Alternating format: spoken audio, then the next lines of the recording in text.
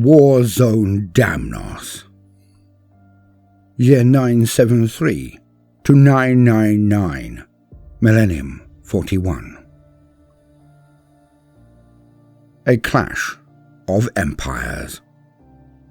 Damnos is a frozen, ice-bound world with a chilling secret lurking beneath its crust. The planet's human settlers awoke an unholy terror so powerful that even the might of the Ultramarines' Second Company could not match it. Only full-scale war between the Adeptus Astartes and the Necron battle host could restore humanity's faith in its own supremacy. The dormant threat. The ice-clad world of Damnos, a mining planet in the eastern Ultima Segmentum, was settled long ago in the days of the Great Crusade. Humanity had dwelt there for the best part of 10,000 years, carving settlements and man-made canyons into the permafrost as they delved ever deeper in search of mineral wealth. Yet the Imperial settlers were not the first to lay claim to Damnos, for another had slumbered under the ice from time immemorial. The mining plant's fusion generators had been sunk amongst the ruins of an ancient Xenos civilization. The first sign of the dormant presence beneath the plant's skin was a series of powerful earthquakes over the course of 274973, Millennium 41. Tectonic upheavals that wreaked havoc amongst the icy mine chasms of the world. In the wake of these tremors, the geothermic station arrays of Mandos Prime suffered a series of critical failures. Teams of repair servitors and exofabricators were sent in, and as they hunted down each station's sanctity engines for repair, the glare of their lamps illuminated unnatural shapes and runes revealed by the earth-shaking quakes. Shapes that certain factions of the Imperium would give almost anything to capture and investigate. Once rumors got out about the discoveries, Magos Karnak of the Adeptus Mechanicus was quick to assume command of the Excavation. His tech priests took control over all of the mining operations taking place across the planet, and a number of Xenos samples were taken back to the stronghold of Geoth Majoris for study. Much to their frustration, however, they were unable to gain entry to the arcane portals frozen into the ruins. It would not be long before their curiosity was sated once and for all. The world beneath. The Adeptus Mechanicus are well known for delving into the hidden places of the galaxy, taking risks that would make a Space Marine's blood run cold in their never-ending quest to find the standard template constructs that form the basis for the Imperium's technology and are the pinnacle of their religion. The workers of Damnos knew nothing of the horrors they were inadvertently awaking at the Mechanicus' behest, nor that their actions would see the planet scoured of all human life within a year. A bleak inheritance. The seismic activity was little more than a precursor to the carnage to come. The original inhabitants of Damnos awoke, and in 779973, Millennium 41, the original inhabitants of Damnos awoke.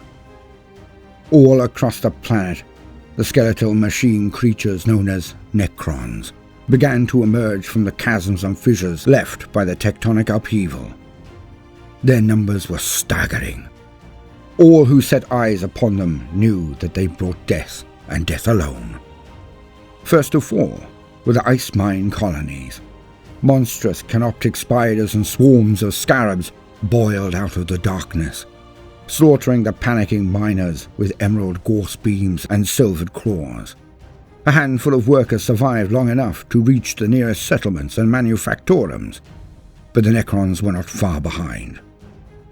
Within the space of a year, the majority of Damnos' tomb complexes had been awoken from their deathless slumber. Phalanx after phalanx of Necrons stalked out into the icy air of the surface world, tightly packed ranks that were endless in number.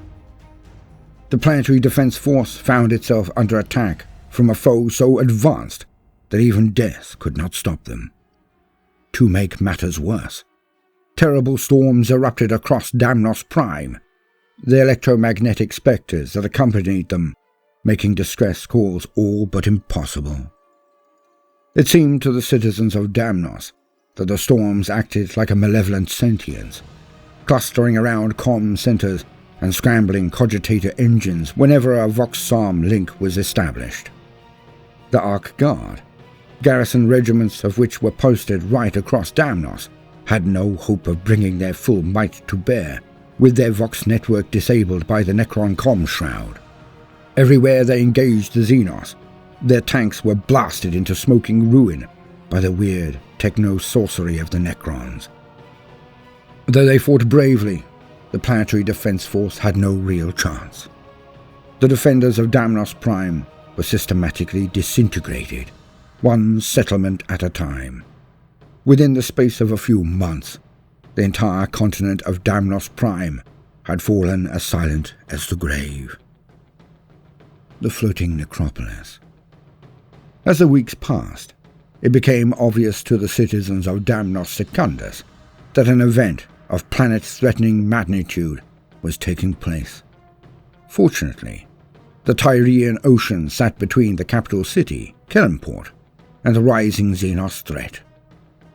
Lord Governor Arxis almost choked on his amasec when the sea-borne fleet known as the Tyrene Vessel Web reported a dense formation of pyramidal structures crossing the waters in his direction. According to the Vessel Web's scrambled reports, the Cyclopean structures were not borne upon the ocean waves, but hovering above them. The Xenos war engines were arranged in a grid formation, an ancient city that had somehow come to life. Crescent-shaped attack craft patrolled the channels between each segmentum, and the whole formation was surrounded by green lightning that obliterated the Imperial vessels monitoring its progress. More disturbing still, the vessel web detected the energy signature of an extra-dimensional sinkhole pulsing below them in the Tyrian abyss. The ocean itself was draining away at the floating city's passage. Voices in the night. The Lord Governor immediately mobilized every regiment under his command. Ark Guard, Valian Dragoon, and Cadian Shock Trooper alike scrambled to combat readiness. He called the Imperial battleship Nobilis into geostationary orbit above Kellenport and retreated to his Proteus-class command bunker, ordering his astropaths to send out a plea for aid. Being psychic in nature, the distress call bypassed the Necron comm shroud and echoed out across the ether. None other than Chief Librarian Sicarius of the Ultramarines intercepted the transmission, relaying it to the headstrong Captain Sicarius of the Second Company. Deep in the reaches of space, the strike cruiser Valen's Revenge set a course for Damnos. Later that week, a picked cast from the massacre in Hallerheim reached the major population centers of Damnos Secundus. Its horrific visuals were accompanied by a Necron hologram relaying a message in staccato high Gothic. The content was clear. This world belongs to the Necrons, and they would scour humanity from its surface without remorse. The Siege of Kellenport. With Imperial morale at a new low, the Necron war front burnt a path across Damnos Secundus until, by 020974 Millennium 41, Kellenport was completely besieged. Scattered Vox snippets and picked skull footage reported heavy and sustained bombardment from crescent-shaped pylon guns, each the size of an Imperial hab block, that had broken through the permafrost to spit beams of green fire into the skies. Every time the Imperial defenders brought their tank battalions or macro cannon emplacements to bear, they would be swiftly obliterated by the eye-searing lightning of the Gorse pylons. Furthermore, the Necron warrior constructs were proving incredibly durable. Lasfire barely scorched them, and they stalked through clouds of burning promethium without harm. Even when a lucky shot put one of the deathless constructs down, it would often rise up once more to rejoin the fray, eroding the fighting spirit of the Imperial defenders to the point that military cohesion became all but impossible. Crippled by internal division and panic, the teeming hive of Arcona City was mercilessly depopulated within the space of a single day. Only a thin line of Imperial Guard now lay between the Necron war phalanxes and Kellenport itself.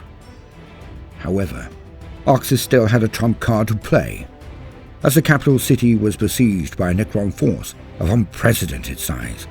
The Imperial battleship Nobilis rained down barrage after barrage of melter torpedoes from orbit high above, incinerating a good portion of the Necron army on the plains surrounding the city.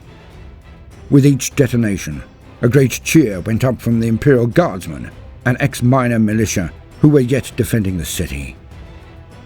Yet, as it seemed the tide of the battle would turn in the Imperial's favour, thick lances of emerald fire shot up from the Necron Gorse pylons to slam through the Nobilis' shields and carve through its hull. The detonation of the ship's warp drives lit the sky above Kellenport with a maddening kaleidoscope of light. In the nearby Krastia shipyards, an eclectic fleet of ships was powering up in the hope of last-minute evacuation.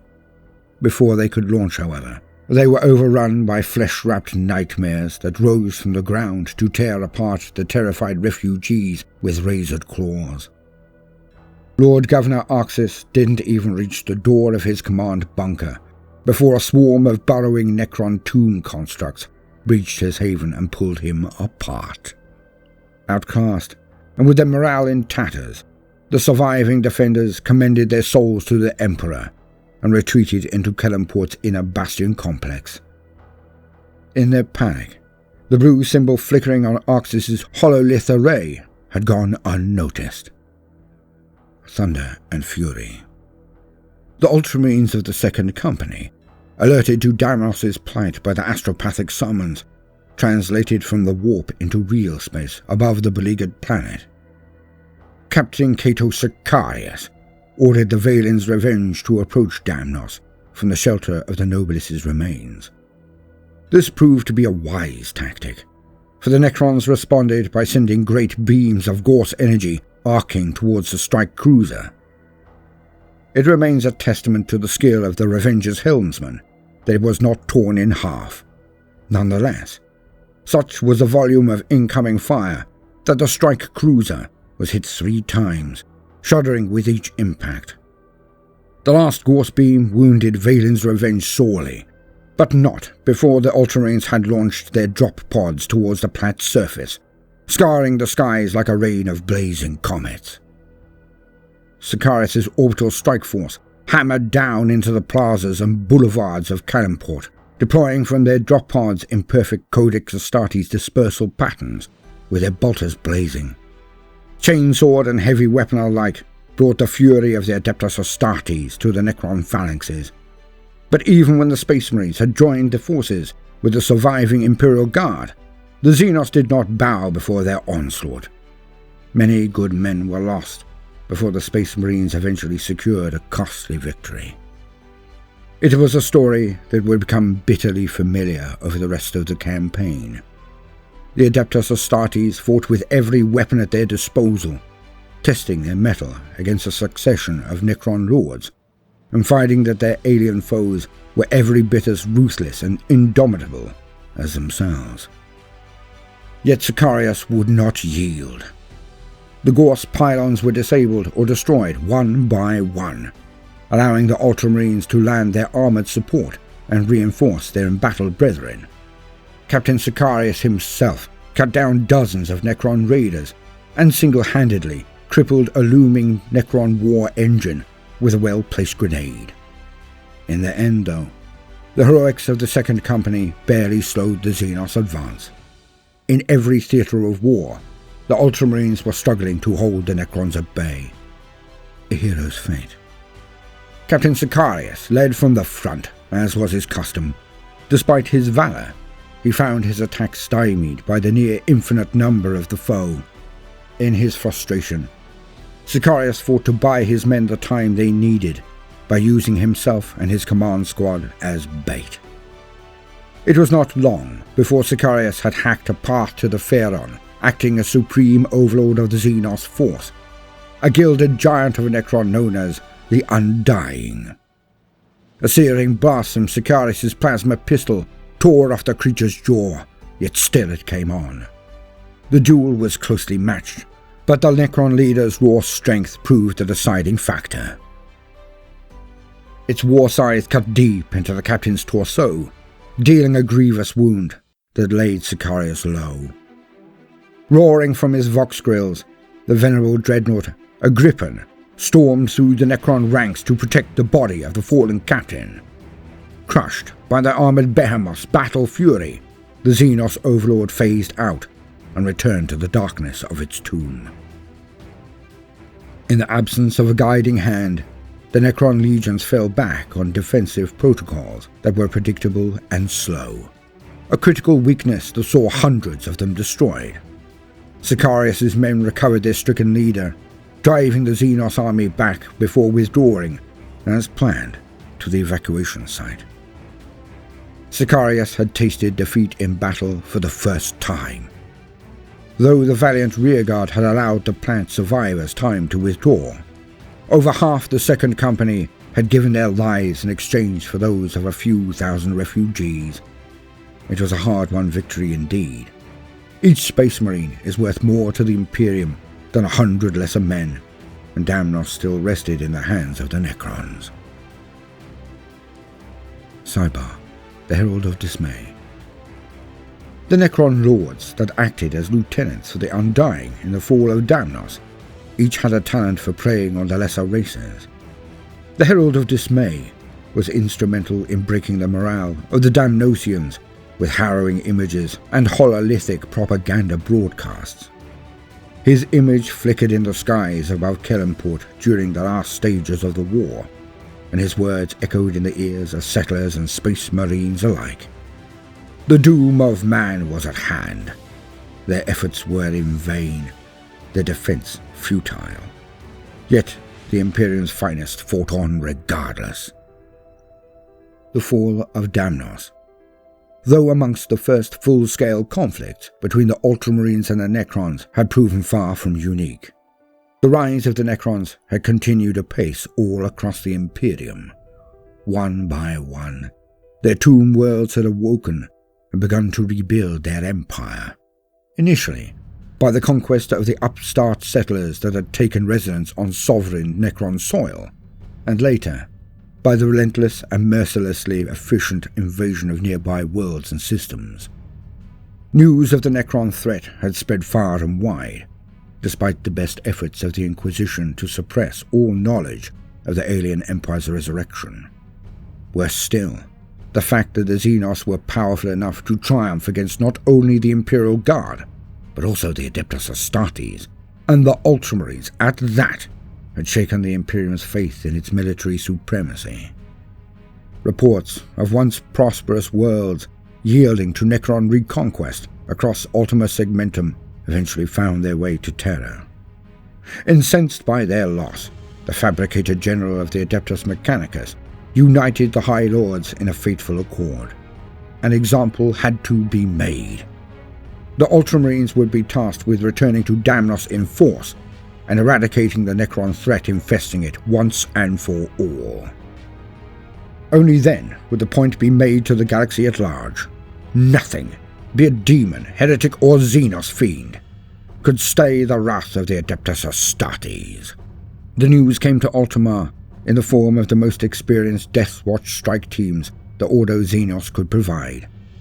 Led by Squad Lazarius, a crack insertion unit who had successfully destabilized the catacomb world of Daedalon, the High Lords believed that the specialist skills of the Death Watch could make all the difference to the success of the attack.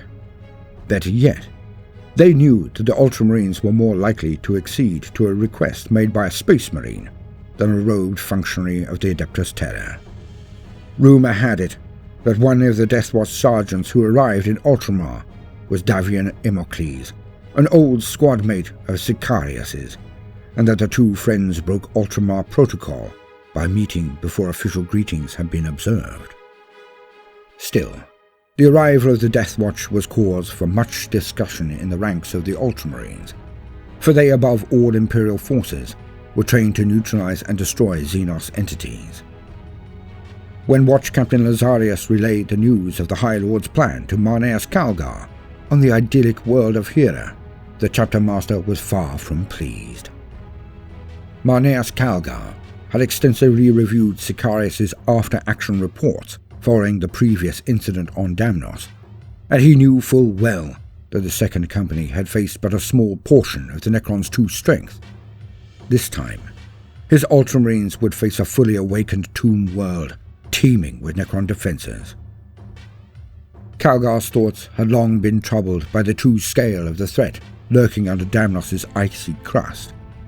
The chapter master knew he would lose many hundreds of good men in the reconquering of Damnos, yet the course was clear.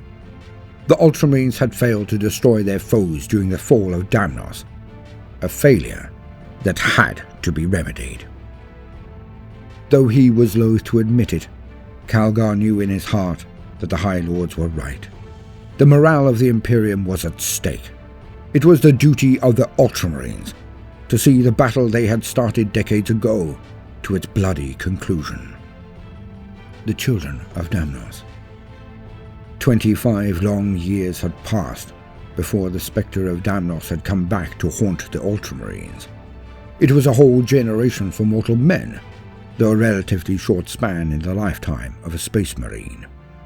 The Second Company had won countless victories since Damnos, but the ordeals upon the Xenos-infested planet had not been forgotten.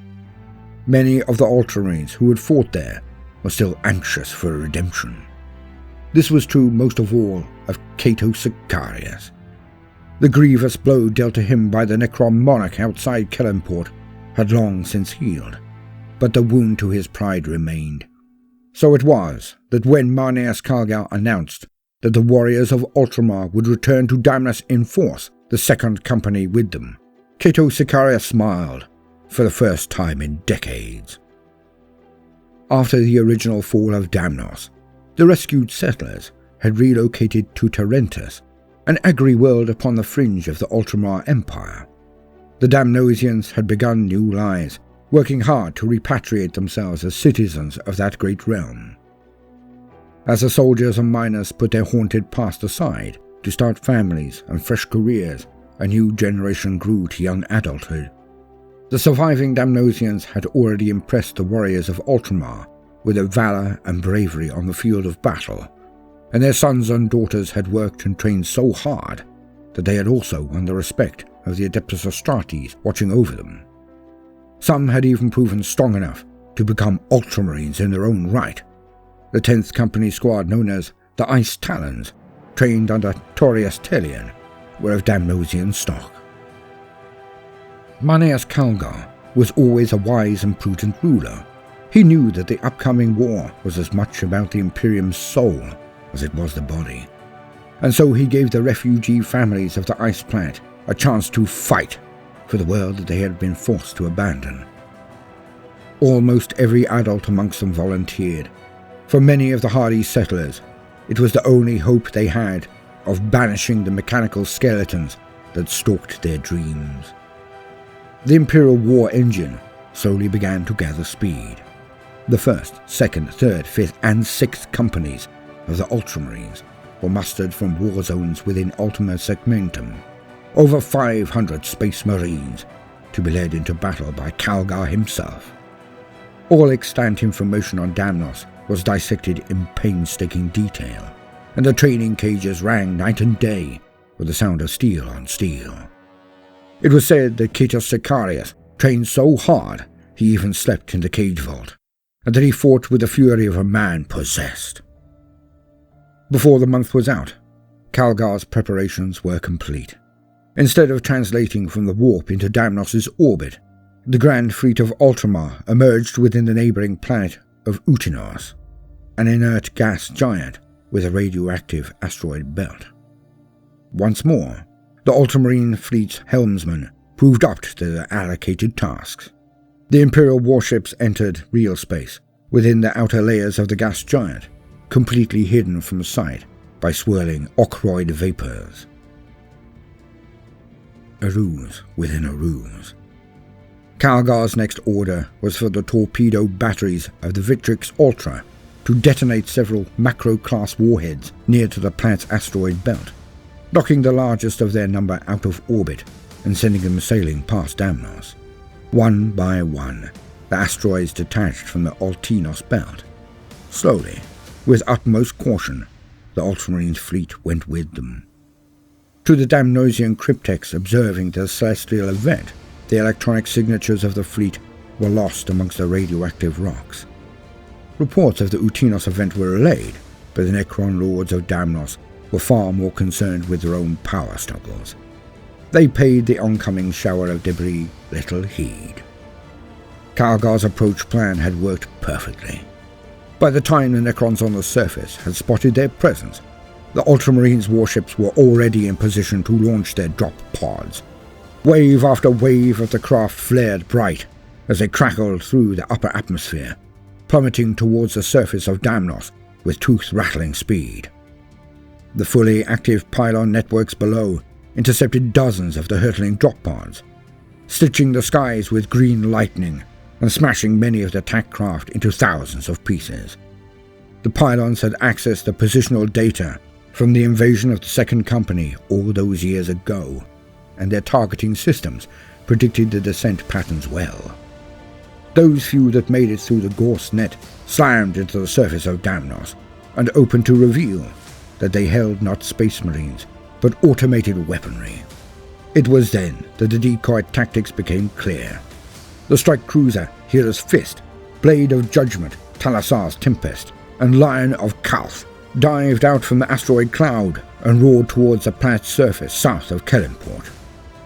Within seconds of breaking cover, the warships had hurled their drop pods from their launch bays, each carrying a squad of Space Marines. The Gorse pylon networks could not recalibrate their firing solutions in time to intercept Calgar's true invasion force.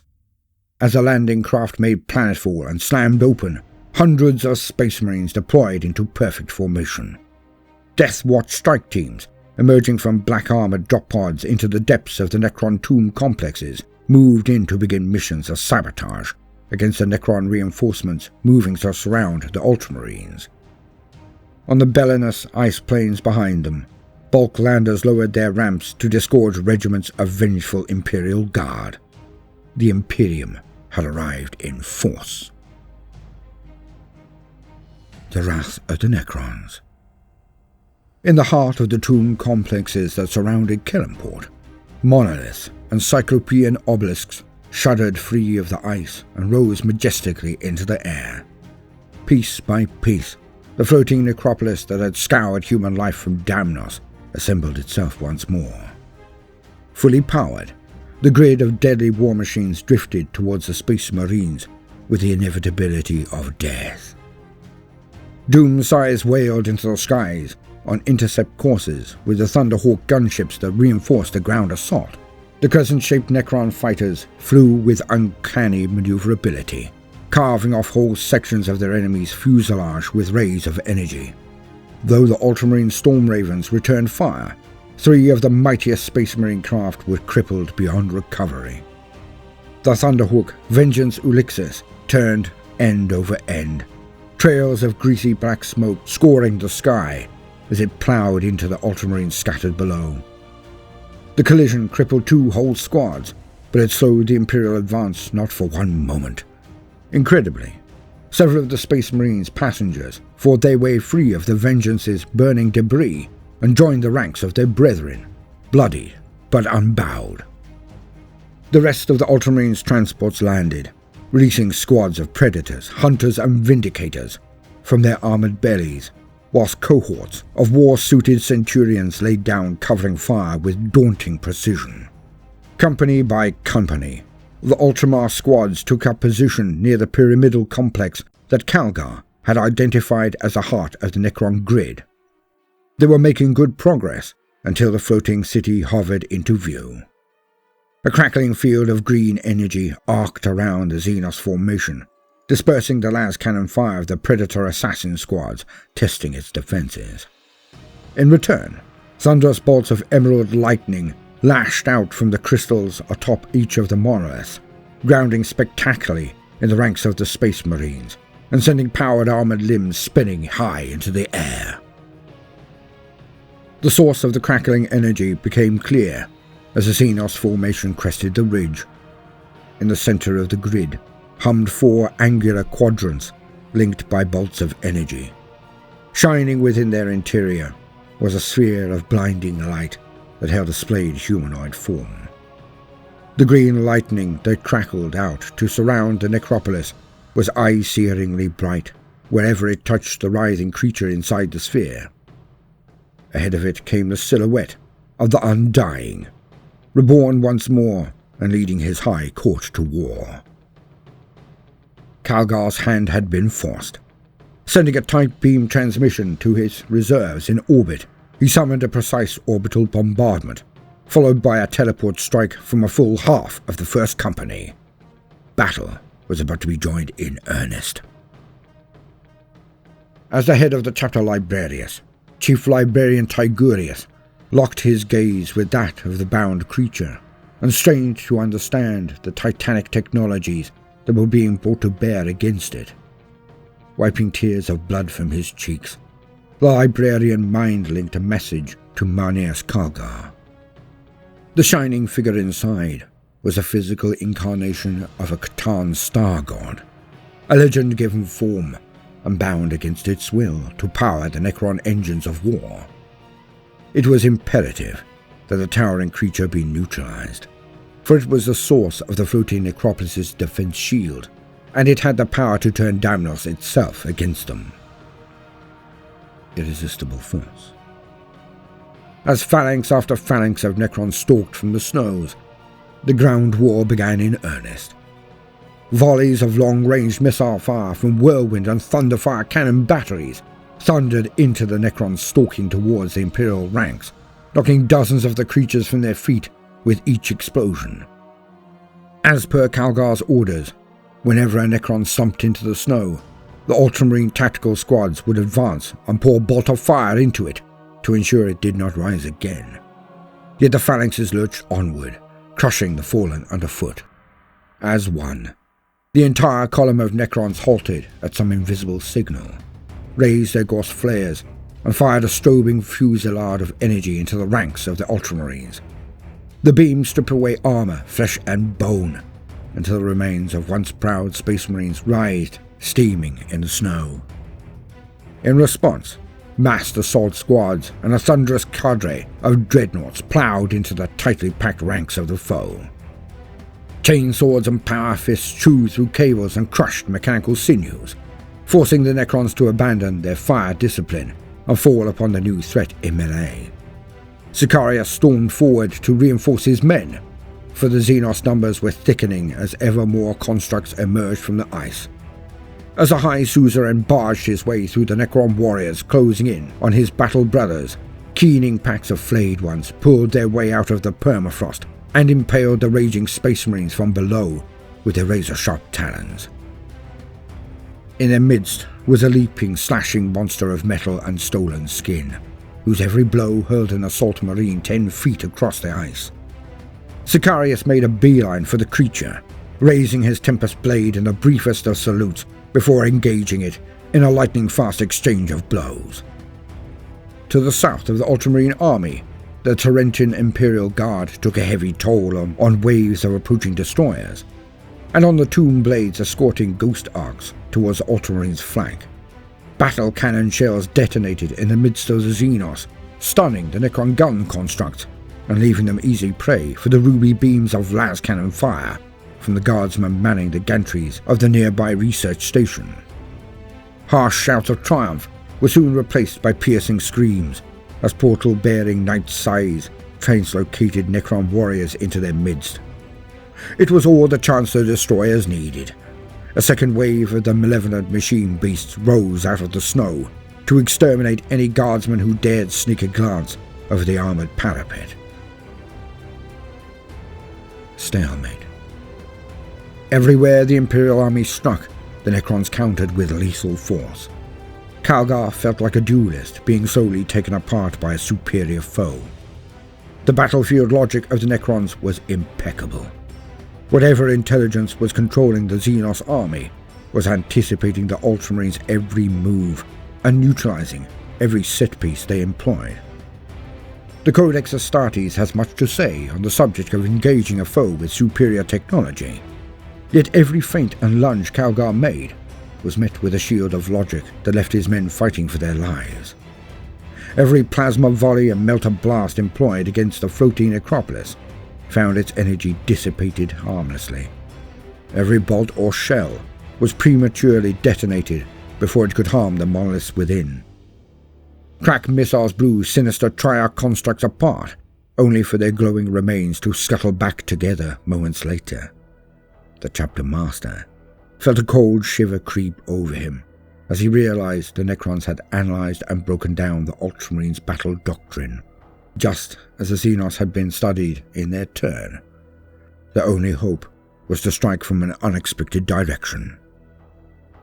Ahead, the Gorse pylon that loomed over the battlefield whirred and pivoted as it fired pinpoint beams of emerald energy into the skies, darting from one aerial target to the next as the strike cruisers far above attempted to reinforce their brethren.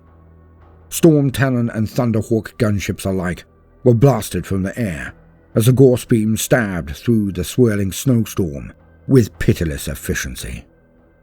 Calgar could just make out a camouflaged squad of scouts, the Ice Talons of the 10th Company, clambering up the base of the Gorse pylon and clamping their melter bombs onto its jointed neck before vaulting backwards into the safety of a deep snowdrift. Above them, a white-hot explosion crippled the machine's motive units, and uncontrollable Gorse energy roared into the night as the resultant energy pulse overloaded its power systems. The shield shattered. Inspiration burnt through the Chapter Master's mind. With his honor guard storming forward in his wake, Calgar sprinted towards the malfunctioning pylon, smashing his way through the ranks of Necron immortals that were moving to protect it. The Chapter Master lashed out left and right to pulverize Xenos torsos and heads wherever he struck, for a terrible wrath was roused within him, and his resolve to reach the Gorse pylon was all but unstoppable. Jumping onto the metallic base of the malfunctioning pylon, Calgar braced himself and heaved with both hands at its crescent-shaped superstructure. Servos and pistons whined in protest as the famed gauntlets of Ultramar left grooves in its living metal. Teeth gritted and eyes screwed tight, the Chapter Master pushed with everything he had, veins popping under his close-cropped grey hair. He roared in pain with the bone-breaking effort of his feet, but sure enough, the pylon began to move on its bearings, its flaring Gorse beam crackling across the skies above the warring armies. Slowly, inexorably, Calgar pushed the war engine's crescent back upon itself until its beam met the energy grid that protected the floating necropolis. The snowstorm flared blinding white as a tremendous explosion flattened everything within 100 meters. The auto-sensors of the Space Marines spared the majority of them from being blinded by the energy burst, though those nearby were not so lucky. Squads Atracian, Melicus, and Thriacus were vaporized in an instant, along with the entire phalanx of Necron warriors they were fighting. The energy shield that protected the floating necropolis vanished, and in the backlash, the Tesseract vault at its heart was broken wide open. A demigod uncaged. Rising above the Necron army was a giant cruciform figure of pure light, the remnants of its energy cage still crackling around it. It roared in exultation at its newfound freedom, the booming sound throwing Ultramarines and Necrons alike to the icy ground. Louder and louder it grew, until the planet's crust began to crack beneath it. As the being's shout struck the surface's resonant frequency, cracks became fissures, and fissures became chasms, hurling hundreds of stunned Necrons to an icy doom. Tigurius' mind passed a warning to Calgar. This being was a manifestation of the star god Igranaya, the Molder of Worlds, whose very thoughts could break apart a planet and reshape it in a form more pleasing to him. The floating city had halted at a mighty explosion. At its heart, the gilded Necron overlord known as the Undying was bellowing outraged commands to the glowing figure above them, his arms raised imperiously. With laughter like tectonic plates colliding, the star god reached out a taloned hand and made a fist. Around the Undying, the ground split open, forming a titanic hand that crushed the Necron like an insect. The Xenos Lord flashed white and vanished. At the heart of the Necron tomb complex, the surviving members of Squad Sicarius had reached their objective. The Undying, having phased out moments before, had teleported back to his cabled sarcophagus right in front of their eyes. Unfortunately for the Necron, the Death Watch had replaced his revivification engines with melter charges and entropic destabilizers. A thin scream echoed through the Necron tomb as the Death Watch put the lie to the Undying's name, blasting him into his component atoms. Catastrophe and conquest. On the planet's crust, the Necron's forces reeled from the loss of their leader and the power structure at their army's heart, the Ultramarines. Their sonic dampeners and optic shields protecting them from the worst of the Catan's baleful energies were deft enough to avoid the catastrophic damage that was being wreaked upon Damnos by Igranaya, the World Shaper. The supporting fire of the Devastator units and Imperial Guard on the ridge overlooking the carnage was taking a heavy toll upon the Necrons that had escaped the Catan's wrath, and the battle looked all but over until the God Thing turned its wrath on the Space Marines. Lumpen fists of rock burst out from the ground, seizing up the cobalt-armored warriors falling back to their transports and crushing them to paste. Squad after squad were destroyed by the laughing entity as it floated overhead. The being passed over Cato Sicarius as he dueled, the captain panting hard with the exertion of his fight with the flesh-wrapped Necron Lord. The flayed Lord's head snapped up in alarm as it finally registered Igiranaya's presence, a sliver of opportunity that Sicarius had trained hard to exploit.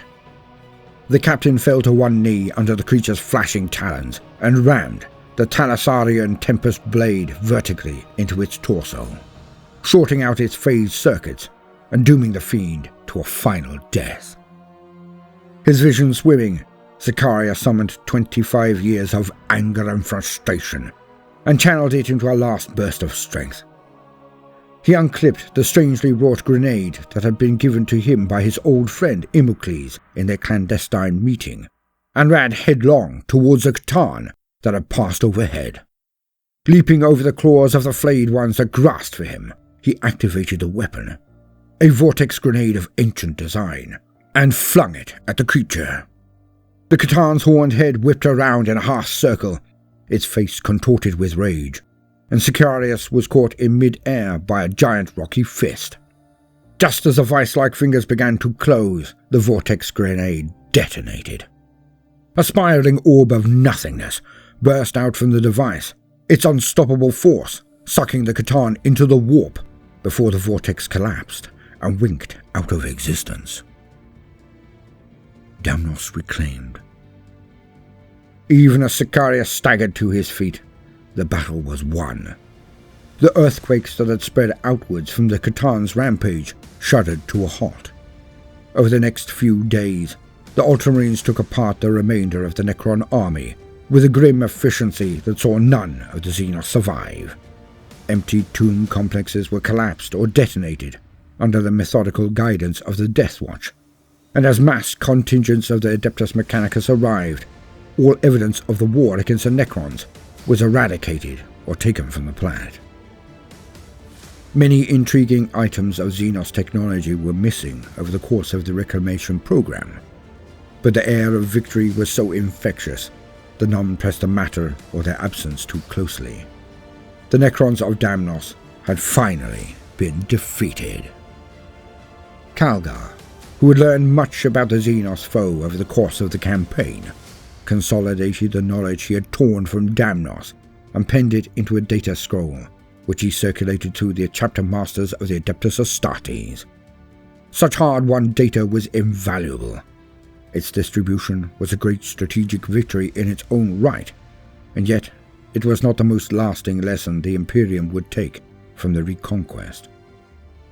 The populace, rescued by Sicarius and the Second Company all those years ago, was shipped back from Tarentus and given the entire world of Damnos to claim as their own. The sons and daughters who had joined the Ultramarines were stationed upon the planet to watch over them and train them in the ways of war. Slowly but surely, Damnos was brought back into the Imperial fold. The message was clear, a message stridently broadcast across the Imperium by the agents of the High Lords of Terror. Humanity could triumph over any foe, no matter how deadly. The galaxy belonged to man, and man alone.